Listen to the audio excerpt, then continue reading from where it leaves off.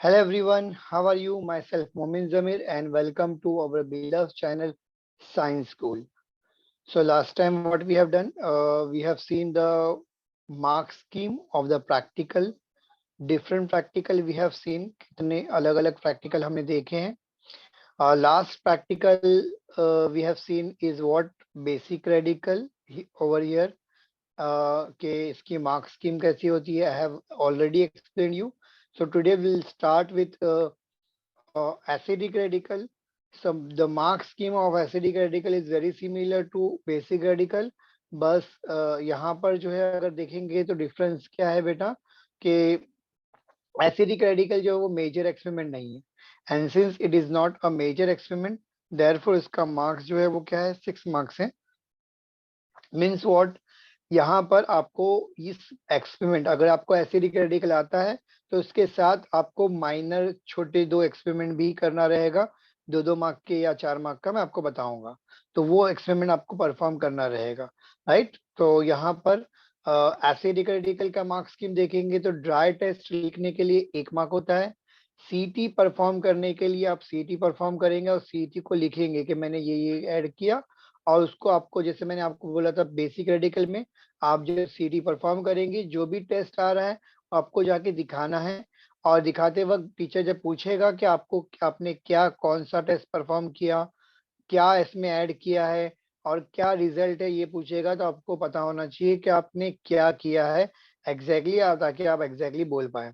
तो here as we have 2 acidic radical तो आपको 2 सीटी परफॉर्म करना है और एक हर सीटी के कितने मार्क्स है 2 मार्क्स है. सो हियर सीटी के 4 मार्क्स है, ड्राई टेस्ट का 1 मार्क्स है और 1 मार्क्स जो है वो रिजल्ट का है. जो भी आयन प्रेजेंट आएगा, एग्जांपल सल्फेट आयन, तो we have to write sulphate ion और साथ में लिखना है उसका फॉर्मूला SO4-2. क्लोराइड आयन आया एग्जांपल तो Cl-1 ऐसा लिखना है. तो आपको नाम, उसका फॉर्मूला और विथ चार्जेस आपको लिखना है, तो उसके 1 मार्क्स मिलेगा आपको. नाउ थर्मोकेमिस्ट्री, अगेन ये माइनर एक्सपेरिमेंट है जिसका मार्क्स स्कीम कितना है 6 मार्क्स है. ये बहुत इजी एक्सपेरिमेंट होता है, थर्मोकेमिस्ट्री बहुत ही इजी है. अगर आया तो आपकी लक बहुत अच्छी है, समझ लेना, क्योंकि एक्सपेरिमेंट परफॉर्म करने के लिए आपको कितने मार्क्स है 2 मार्क्स है. यानी आपको कुछ भी नहीं आया, आप सिंपली खाली एक्सपेरिमेंट परफॉर्म करने के लिए खड़े हो गए तो आपको 2 मार्क्स मिल जाएगा. देन अगर आपने ऑब्जर्वेशन प्रॉपरली लिखा, आपको मालूम है थर्मोकेमिस्ट्री का हम लोगों ने क्या किया था, टेम्परेचर चेंज हम लोग देखते हैं ना, तो मतलब याद है zinc sulphate, zinc copper sulphate and zinc उसमें ऐड करते हैं ना, तो डिस्प्लेसमेंट रिएक्शन का देखते हैं हम लोग, न्यूट्रलाइजेशन रिएक्शन का एंथैल्पी निकालते हैं. तो वहां पर वो क्या है, सिंपल हम लोग को ऐड करना है, उसको टेम्परेचर में चेंज निकालना है और उसके जरिए हम लोग क्या करेंगे, एंथैल्पी चेंज निकालेंगे. तो वो जो बेटा उसका जो ऑब्जर्वेशन है वो ऑब्जर्वेशन लिखने पे 2 मार्क्स है. कैलकुलेशन अगर प्रॉपर लिखा, जो हमको रिजल्ट टीचर ने किया है परफॉर्म उसका वही मैच किया तो उस पे आपको 2 मार्क्स मिलेगा ऑब्जर्वेशन पे. उसका कैलकुलेशन लिखने पे 1 मार्क मिलेगा और रिजल्ट लिखने पे 1 मार्क मिलेगा. इस तरह से मार्क्स स्कीम है बेटा. इनऑर्गेनिक प्रिपरेशन और ऑर्गेनिक प्रिपरेशन टीचर्स और कॉलेजेस ट्राई करते हैं कि इसको ना रखें, बट एक आध तो हम लोग को रखना ही होता है हर बैच के अंदर. ये क्यों नहीं रखते हैं, बिकॉज इसमें टाइम कंज्यूम होता है. बाकी तो इजी है, आपका रिजल्ट आ जाता है, बट कभी कभार ईल्ड में भी बच्चे लोग को आपको प्रॉपरली ड्राई नहीं हो पाता, या फिर ड्राई हो गया तो आपने प्रॉपर से पेपर फिल्टर पेपर से ट्रांसफर नहीं कर पाया और ईल्ड बराबर से नहीं आती. तो इसमें हम लोग ट्राई करते हैं कि आपको ना रखें. अगेन इसमें भी मार्क अगर आपको आया तो डरने की बात नहीं है बेटा. इसमें अगर आप देखेंगे सिर्फ आपको परफॉर्म करना है, एक्सपेरिमेंट कंडक्ट करने पे 4 मार्क्स है और ऑब्जर्वेशन रिजल्ट के 2 मार्क्स है. तो ऑब्जर्वेशन रिजल्ट आपका नहीं भी आएगा तो वहाँ 2 मार्क कट जाएंगे, यानी आपको नुकसान नहीं है बेटा, राइट. अपार्ट फ्रॉम दिस अगर आपको एक्टिविटी रखी हुई है तो जैसे एग्जांपल 6 मार्क के लिए ये 3 में से कोई आएगा. जैसे एग्जांपल आपको एसिडिक रेडिकल आ गया, थर्मोकेमिस्ट्री आया और में, या फिर इनऑर्गेनिक प्रिपरेशन आया, तीनों में से कोई एक आएगा और साथ में 6 मार्क के लिए आया ना, तो 4 मार्क के लिए क्या है ये आया. जैसे एग्जांपल मैंने लास्ट लेक्चर में बताया था, लास्ट वीडियो में बताया था, पहला आपका जो है 5 मार्क का वाइवा है, 5 मार्क का जर्नल है, 10 मार्क्स वो हो गए. वॉल्यूमेट्रिक जो है वो 10 मार्क के लिए 20 मार्क्स हो गए और 10 मार्क्स का आपका अगर मेजर एक्सपेरिमेंट है तो वो 10 मार्क्स के लिए होगा और माइनर एक्सपेरिमेंट है 6 मार्क्स वाला एक्सपेरिमेंट है, जैसे कि एसिडिक रेडिकल हो गया, थर्मोकेमिस्ट्री हो गया, या ये प्रिपरेशन हो गया, अगर ये है 6 मार्क्स का, तो इसके साथ आपको 4 मार्क वाले प्रैक्टिकल करना पड़ेगा। लाइक एक्टिविटी हो गया, एक्टिविटी आएगा तो एक्टिविटी कंडक्शन करने के 2 मार्क्स है, उसका रिजल्ट लिखने पे, ऑब्जर्वेशन लिखने पे 2 मार्क्स होते हैं, राइट। सिमिलरली अगर वो नहीं आया, ये 4 मार्क के लिए नहीं आया, तो आपको क्या हो सकता है, आपको फंक्शनल ग्रुप आएगा और साथ में कार्बोहाइड्रेट, प्रोटीन, फैट्स आ जाएगा।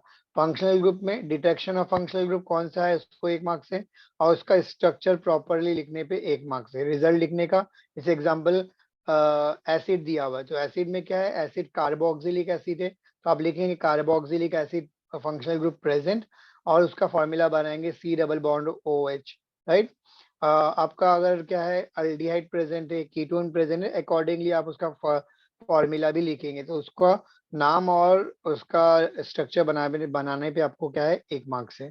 सिमिलरली कार्बोहाइड्रेट, प्रोटीन, फैट में से किसी एक को दिया जाएगा, तो आपको डिटेक्ट करने पे 1 मार्क्स है। अगेन उसका नाम लिखने, कार्बोहाइड्रेट प्रेजेंट, प्रोटीन प्रेजेंट, ऐसा लिखने पे आपको 1 मार्क्स मिल जाएगा। तो ये इस तरह से यहाँ पे हमारी मार्क्स स्कीम पूरी तरह से कंप्लीट होती है, right. So we have done with, अगर आपको कोई डाउट है इसके अंदर, तो you can ask me in chat box, तो मैं इस सेशन के एंड वीडियो में आपको उसका आंसर एक्सप्लेन कर दूंगा, राइट। सो इस तरह से आपका पेपर का फॉर्मेट होता है, यहाँ पे एक फॉर्मेट भी दिया हुआ है, you can C. 5 mark 5 mark का रहेगा, फिर 10 मार्क का आपका फिक्स रहेगा जो कि वॉल्यूमेट्रिक या ऑक्जेलिक रहेगा, और फिर इस तरह से और में ऑप्शन में आपके क्वेश्चन होते हैं, कोई एक आपको करना होता है। आप एग्जाम में जब जाते हो तो आपका पेपर रखा होता है, उल्टा रखा होता है, उसमें क्या होता है, एक तो वॉल्यूमेट्रिक होता ही है, और एक दूसरा एक्सपेरिमेंट चीट रखी होती है। तो जब आपने को, ऐसा नहीं कि टीचर देता है, हम खुद पेपर सेलेक्ट करते हैं अपने हाथ से, और जो आपने पेपर सेलेक्ट किया उसमें जो 2 एक्सपेरिमेंट दिए हैं, टेबल नंबर लिखा होता है, वो टेबल नंबर पे जाना होता है, और टेबल नंबर पे जो चीट रखी होंगी, जैसे एग्जांपल वॉल्यूमेट्रिक रखी हुई है, तो वॉल्यूमेट्रिक परफॉर्म करना है, वो तो करना ही है सबको। साथ में उसके साथ में क्या रखा हुआ है देखना है, केमिकल काइनेटिक्स रखा हुआ है, थर्मोकेमिस्ट्री रखा हुआ है, थर्मोकेमिस्ट्री हो गया, इलेक्ट्रोकेमिस्ट्री रखा हुआ है, प्रिपरेशन रखा हुआ है, क्या रखा हुआ है, वो अकॉर्डिंगली जो रखा हुआ है शीट में हमको दिखेगा, और वो अपना अलग हम खुद सेलेक्ट करते हैं, और अकॉर्डिंगली हम लोग को परफॉर्म करना रहेगा। Again I am repeating, the viva जो होता है वो आपका, जैसा आपने ये किया है अकॉर्डिंगली, मतलब जो प्रैक्टिकल आपको आया है उसका ही वाइवा आएगा। वॉल्यूमेट्रिक तो फिक्स है, तो ऑब्वियसली सबको वॉल्यूमेट्रिक का वाइवा पूछा जाएगा, इसलिए मैंने आपको वॉल्यूमेट्रिक के ज्यादा क्वेश्चन बनाया वाइवा के। आपको अभी मैं नेक्स्ट पार्ट वही स्टार्ट करने वाला हूँ कि वाइवा के कौन कौन से क्वेश्चन आ सकते हैं। तो वाइवा के क्वेश्चन कौन कौन से प्रोबेबल क्वेश्चन हो सकते हैं वो आपको बताऊंगा। वाइवा के कोई क्वेश्चन फिक्स नहीं है बेटा, it depends on the teacher. Teacher को उस टाइम पे जो भी दिमाग में आएगा वो पूछ सकता है, बट मेरे एज केमिस्ट्री टीचर और मेरा अराउंड 12 इयर्स का एक्सपीरियंस है, तो अकॉर्डिंग टू मी, कि मैं अगर मैं वाइवा लूंगा तो कौन से क्वेश्चन पूछ सकता हूँ, तो मोस्ट प्रोबेबल क्वेश्चन वो आपको मैं यहाँ पर लिस्ट आउट करके दे दूंगा, ताकि आप वाइवा का भी प्रिपरेशन करके एग्जाम में आ सकें। So let's start, without wasting our time, let's start with our first topic, that is what, volumetric analysis, right now. So volumetric analysis में what are the question that will ask in your exam. अब volumetric analysis मैंने जैसे बताया आपको कि वो fix ऐसी चीज है जो आएगी ही आएगी, राइट। सो आपको यहाँ पर ये जो दिया हुआ इसमें से क्वेश्चन आ सकता है, जैसे एग्जांपल आपको यहाँ पूछेगा व्हाट इज वॉल्यूमेट्रिक एनालिसिस, तो आपको पता होना चाहिए, सॉरी, ओके। आपको पूछ सकता है कि व्हाट इज वॉल्यूमेट्रिक एनालिसिस, तो आपको पता होना चाहिए, यहाँ पे दिया हुआ है, आपके पेज में ही दिया हुआ है, आपके जर्नल में पेज नंबर 4 पे, कि a process of quantitative analysis in which involves measurement of volume of solution reacting the substance is called as volumetric analysis। तो ये आपको बाय हार्ट करके आना चाहिए कि what is volumetric analysis. Then आपको पूछ सकता है what is the definition of titration, तो टाइट्रेशन क्या होता है वो पढ़ के आना। टाइट्रेशन पूछा तो ऑब्वियसली पूछ सकता है आपको टाइट्रेंट क्या होता है, टाइट, है ना, टाइट्रेंट क्या होता है, टाइट्रेंट क्या होता है, ये पूछ सकता है आपको, उसके लिए रेडी होना चाहिए। उसके बाद यहाँ पर अगर आप देखेंगे स्टैंडर्ड सोल्यूशन दिया हुआ है ना, तो स्टैंडर्ड सोल्यूशन क्या होता है ये आपको पूछ सकता है, what is standard solution, right. आपको अगर मिल रहा है तो अच्छी बात है, और अगर नहीं मिल रहा है तो मैं इसके आंसर की भी आपको उसका भी वीडियो बनाऊंगा कि what is the definition of standard solution, volumetric वगैरह का डेफिनेशन अगर मुझे टाइम मिला तो श्योरली मैं बनाऊंगा। फिलहाल मेरे पास ये जो है वीडियो मेरे को जिसको बच्चों ने मेरे को बोला था कि सर वाइवा के क्वेश्चंस दीजिए, मैं वाइवा के क्वेश्चन खाली खाली इन्फॉर्म कर रहा हूँ कि कौन कौन से क्वेश्चन आ सकते हैं। तो स्टैंडर्ड सोल्यूशन क्या होता है आपको पूछ सकता है, राइट। उसके बाद एसिड बेस टाइट्रेशन क्या होता है आपको पूछ सकता है। कॉम्प्लेक्सोमेट्रिक टाइट्रेशन क्या होता है उसको पता होना चाहिए। रेडॉक्स टाइट्रेशन क्या होता है आपको पता होना चाहिए। आयोडोमेट्रिक टाइट्रेशन क्या होता है आपको पता होना चाहिए। प्रेसिपिटेशन टाइट्रेशन क्या होता है ये आपको पता होना चाहिए। देन यहाँ पर भी ये पार्ट पे फोकस करो कि प्राइमरी स्टैंडर्ड क्या होता है। यहाँ पे दिया हुआ आंसर आपको यहीं से याद करना है। प्राइमरी स्टैंडर्ड क्या होता है वो आपको पता होना चाहिए, राइट ना। उसके बाद एग्जाम्पल ऑफ रिडॉक्स टाइट्रेशन, क्योंकि हम लोग का मोस्टली वॉल्यूमेट्रिक जो है वो रिडॉक्स रिएक्शन है, तो उसमें पूछ सकता है give me the example of redox titration, तो आपको पता होना चाहिए, राइट। फिर आपको यहाँ पर पूछ सकता है, जैसे एग्जांपल यहीं पे अगर आप देखेंगे कि क्योंकि हम लोग रिडॉक्स टाइट्रेशन जो हमारा कर रहे हैं उसमें KMnO4 को ऑक्सीडाइजिंग एजेंट पे यूज करते हैं, इसलिए इसको पर मैग्नेटोमेट्रिक टाइट्रेशन भी बोलते हैं। तो बोल सकता है व्हाई आवर रिडॉक्स टाइट्रेशन और why the volumetric analysis reactions are also called as what, और volumetric analysis titration are also called as permanganometric titration, आपको ये पूछ सकता है, तो वो भी आपको पता होना चाहिए, right. Then if you talk about, यहाँ पर अगर आप देखेंगे तो आपको ये पूछ सकता है कि why we are heating, heating is used in oxalic acid, why it is not used in FAS volumetric analysis. Oxalic acid वाले वॉल्यूमेट्रिक में हम लोग हीट करते हैं, बट इसमें क्या बोलते हैं वो FAS में यूज हीट नहीं करते। तो क्यों करते हैं, क्योंकि ऑक्जेलिक में क्या होता है हमारा जो रिएक्शन है वो बहुत ही स्लो है, तो रूम टेम्परेचर पे बहुत स्लो होती है, तो उसको फास्ट करने के लिए हम लोग हीट करते हैं। हीट करने से क्या होता है kinetic energy of the molecule बढ़ जाती है और रिएक्शन फास्ट हो जाती है, समझा हम लोग को। तो ये FAS में क्योंकि रिएक्शन पहले से ही फास्ट है तो हम लोग को there is no need of what heating, right. उसके बाद यहाँ पर ये क्वेश्चन देख रहे हैं आपको कि भाई कौन सा चेंजेस आता है, राइट ना। तो आपका हम लोग को मालूम है ये क्या है, रिडॉक्स रिएक्शन है। तो can you explain how it is redox reaction, आपको रिएक्शन बोलेगा कि भाई एक्सप्लेन कर दो, भाई तुम बोलेंगे रिडॉक्स रिएक्शन है, तो बताओ रिडॉक्स रिएक्शन कैसे है, तो आप बताएंगे कि भाई यहाँ पर क्या हो रहा है, Mn जो है वो क्या हो रहा है +7 से +2 में चेंज हो रहा है, इसका मतलब इसका रिडक्शन हो रहा है। सिमिलरली ऑक्जेलेट आयन का जो होता है वो +3 से +4 में जा रहा है, इसका मतलब ऑक्सीडेशन हो रहा है।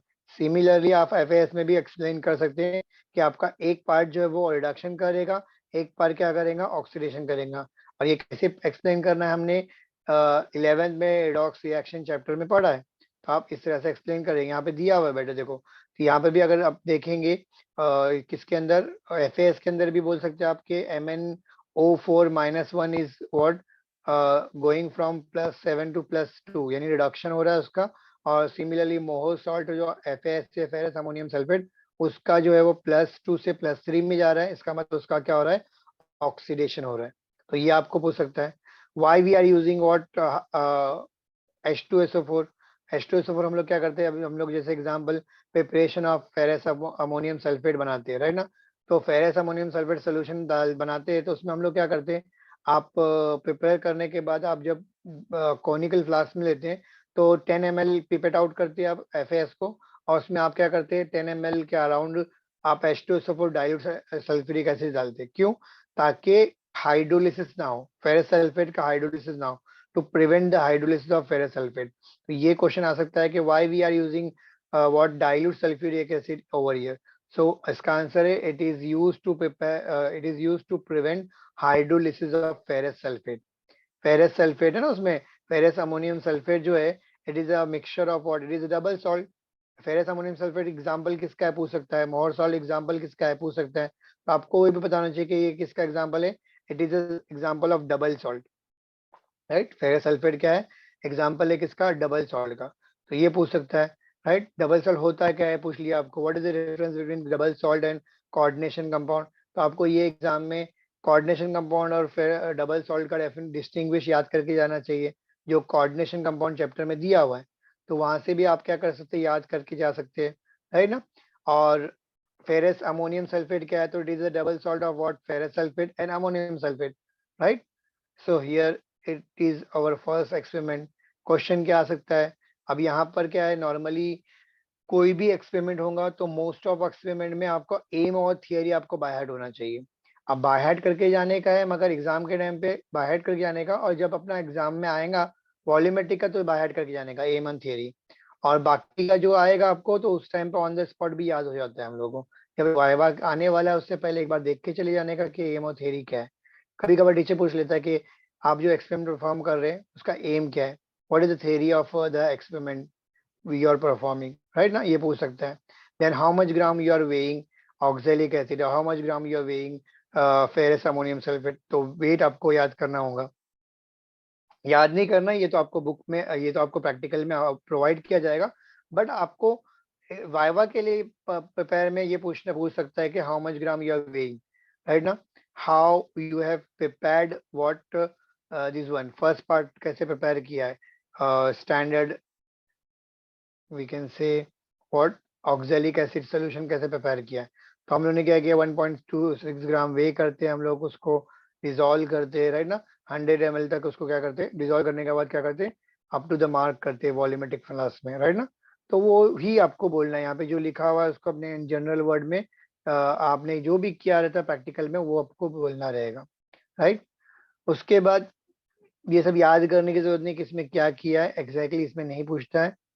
उसके बाद ये चीज पूछती है ऑब्जर्वेशन, तो ऑब्जर्वेशन आपको पता होना चाहिए बेटा कि ऑब्जर्वेशन में क्या क्या आ सकता है। जैसे एग्जांपल, ब्यूरेट में आपने क्या फील किया, तो ब्यूरेट में आपने आप क्या फील करते हैं, KMnO4, राइट ना। उसके बाद पिपेट में आपने क्या फील किया, पिपेट में आप फील नहीं करते, पिपेट में पिपेट आउट करते, कितना करते, 10 ml ऑक्जेलिक एसिड सोल्यूशन, और FAS में लिखेंगे 10 ml और FAS solution, ferrous ammonium sulphate solution. Then solution in conical flask, तो कोनिकल फ्लास्क में आपने क्या लिया, वो जैसे एग्जांपल फेरस अमोनियम सल्फेट है, 10 ml फेरस अमोनियम सल्फेट और 10 ml सल्फ्यूरिक एसिड या फिर 1 test tube sulphuric acid. Indicator, यहाँ पे सेपरेट इंडिकेटर यूज नहीं करना है क्योंकि यहाँ पर हम लोग KMnO4 यूज कर रहे हैं, और KMnO4 पोटेशियम पर मैग्नेट जो है वो क्या है, एक सेल्फ इंडिकेटर है। एंड पॉइंट क्या होता है, तो एंड पॉइंट क्या होता है, कलरलेस टू पिंक होता है, क्या होता है, लाइट पिंक, आपका जो यहाँ पर दिया होगा कि कलरलेस से लाइट पिंक है ना, लाइट पिंक तक आपका आएगा, तो this will your and point, right ना। इक्वेशन याद नहीं करना है आपको, बस इक्वेशन में किसका ऑक्सीडेशन हो रहा है, किसका रिडक्शन हो रहा है, ये आपको पता होना चाहिए, आपको पूछ सकता है, राइट। उसके बाद बाकी कुछ इतना इंपॉर्टेंट नहीं जिसमें वाइवा पूछ सकते हैं, राइट ना। सिमिलरली जैसे आपने ऑक्जेलिक का किया वैसे ही FAS का, फेरस अमोनियम सल्फेट के भी क्वेश्चन आएंगे, एम आएगा, थियरी पूछ सकता है। उसके बाद what is the formula of ferrous ammonium sulphate, तो फेरस अमोनियम सल्फेट का फॉर्मूला क्या है, FaSO4 NH4 twice SO4 7 moles of water। What is 7 moles of water? So 7 moles of water is what, water of crystallization. What is the definition of water of crystallization? ये पूछ सकता है, so we can say number of molecule of water present in the formula unit of salt, right? So इस तरह से आपको question बन सकते हैं, आपको उसके लिए रेडी रहना चाहिए। Are you getting the point? Easy लग रहा है, समझ में आ रहा है हम लोग को बेटा? मैं थोड़ा हरी में हूँ, जल्दी जल्दी बता रहा हूँ ताकि आपको ज्यादा से ज्यादा इंफॉर्मेशन दे सकूं, राइट। आपको इजीली समझ में आना चाहिए कि भाई क्या करना है। यहाँ पर हम लोग क्वेश्चन पढ़ते हैं, आपको समझना चाहिए कि क्वेश्चन क्या बन सकता है, टीचर आपसे पूछ क्या सकता है, तो ये सब आपको पूछ सकता है। आपको पूछ सकता है what is the formula of oxalic acid, right, क्योंकि यहाँ पे मोलारिटी हम लोग पता कर रहे हैं, you can see to determine the concentration terms in terms of molarity. तो आपको पूछ सकता है what is the definition of molarity, आपको पूछ सकता है what is the definition of molality, what is the definition of normality, right ना। इसके अलावा आपको फॉर्मूला पूछ सकता है, फॉर्मूला ऑफ ऑक्जेलिक एसिड क्या है, ऑक्जेलिक एसिड का फॉर्मूला क्या है, COOH बॉन्ड, COOH ना, दो कार्बोक्सिलिक ग्रुप जब ज्वाइंट होते हैं उसको हम लोग को बोलते हैं ऑक्जेलिक एसिड, यानी दो कार्बन वाला carboxylic acid is called as what, oxalic acid. Again repeating, C double bond OH, C double bond OOH bond, C double bond OH, right ना, ये आपका ऑक्जेलिक एसिड का फॉर्मूला है। सिमिलरली आपको Mohr salt का या फिर FAS का, फेरस अमोनियम सल्फेट का फॉर्मूला पूछ सकता है। पोटेशियम पर मैग्नेट का फॉर्मूला पूछ सकता है, you can C over here KMnO4, right ना, ये पूछ सकता है। देन आपको पूछ सकता है कि आपको और क्या पूछ सकता है कि और क्या पूछ सकता है इसमें, एक मिनट,